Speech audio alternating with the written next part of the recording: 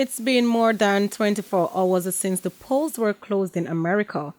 A political scientist and a member of the Global Jamaica Diaspora Council have joined in the analysis of the presidential race between incumbent Donald Trump and Democratic challenger Joe Biden.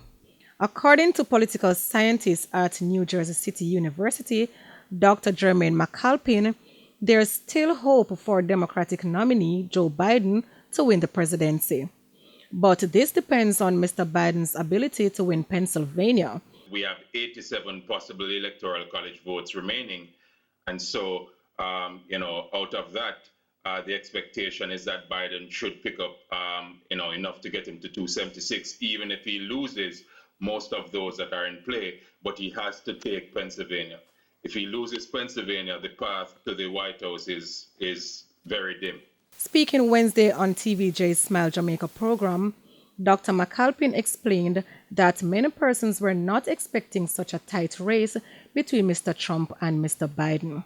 I think we didn't learn as much from the Clinton fiasco, and that is popularity in the poll is not always the most accurate descriptor or predictor of the U.S. elections. Interestingly, in the elections that Obama won, he wasn't necessarily up in those multiple percentiles. So I think the polls are unreliable or unpredictable, especially because we are not sure if they captured all the demographics. Let's look at Miami-Dade County.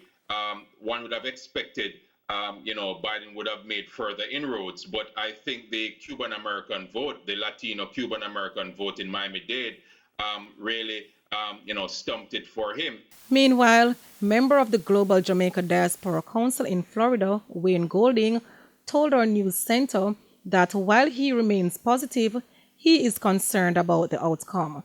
A lot of things are riding on this election and the way forward, especially for Caribbean Americans who really have seen an attack on their existence legally here in the United States and feel that the doors are only going to be closed tighter if this election goes to the sitting president. Mr. Golding says Jamaicans residing in Florida are on edge.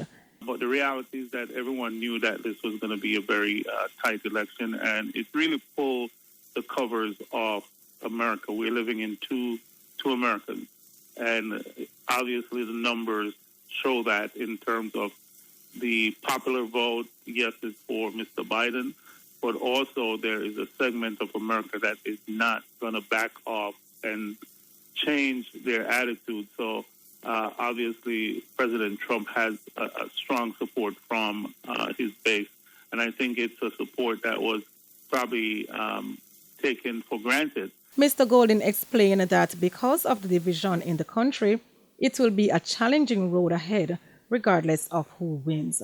Kerry Ann Goldson, Frontline News.